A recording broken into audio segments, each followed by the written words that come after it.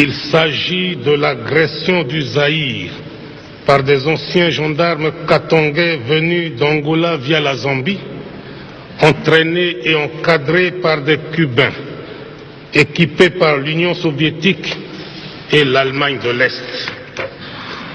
Ce coup, les promoteurs de l'agression l'avaient baptisé l'opération Colombe.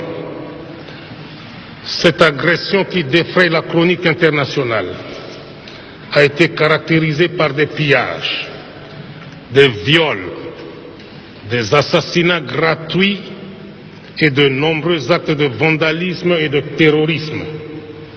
Agression dont le soi-disant Front National de Libération du Congo, établi à Bruxelles, a revendiqué la responsabilité.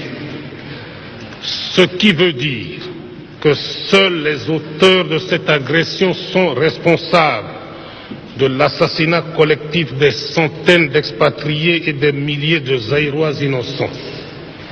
Nous avons eu affaire à des bandits, à des gangsters.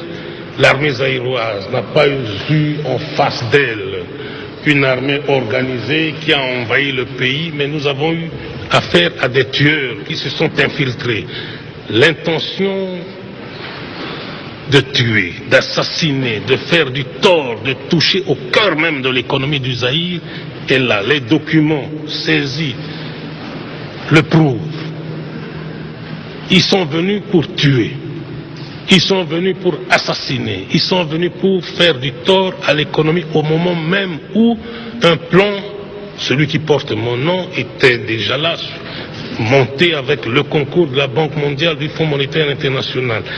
Bien, ils ont fait ce qu'ils ont fait, mais je crois qu'avec ce que nous sommes en train de préparer, je suis en mesure de vous dire que la sécurité de ceux qui feront désormais confiance à mon pays sera garantie à 100%. Les grands responsables, il le dit aujourd'hui, comme il le disait à notre envoyé spécial Christian Bousquet, l'an dernier, au moment où ses troupes aidées des Marocains venaient de reprendre la ville de Mouchacha.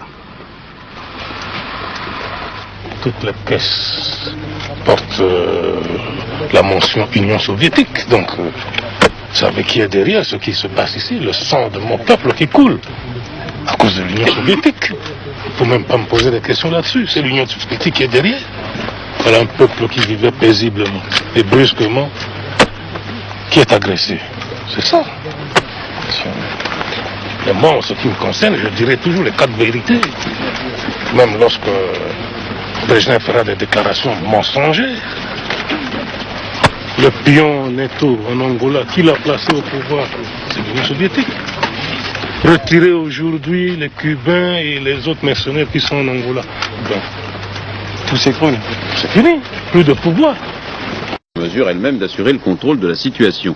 Il s'agit bien sûr, ces autorités légales, des forces du Zaïre. Je cite encore le communiqué de l'Élysée de cet après-midi parce qu'il apporte une précision importante, mais qui n'est pas tout à fait en accord avec ce que disent les autorités belges. Toutes les informations nécessaires ont été données au gouvernement concerné, et notamment au gouvernement belge, avec lequel une liaison constante est maintenue. Ce communiqué est tombé dans le milieu de l'après-midi, mais la nouvelle de l'intervention française à Kolwezi a été... Les parachutistes zaïrois, largués hier sur Kolwezi, ont réussi à dégager l'aéroport. Nous volons à l'instant même à bord d'un C-130 Hercules, piloté par le général Mobutu lui-même, qui se rend sur place à Kolwezi, là où les combats font rage. Monsieur le Président, quelle est la situation militaire actuellement à Kolwezi? Comme vous l'avez appris hier, depuis 18h30 heure locale, l'aéroport de Kolwezi a été réinvesti par le 311e bataillon aéroporté de notre troupe. Les combats continuent encore? Les combats font toujours rage dans la ville même. Et pensez-vous que la bataille sera longue et dure? Nous sommes en train de mettre le dispositif en place. Ça dépend de la conduite de la guerre. Mon général, une dernière question. Il y a tout de même 4000 Européens qui sont retenus en otage par les Katangais. Est-ce que vous allez pouvoir les dégager? Je crois vous avoir dit ici que tous les dispositifs sont en cours.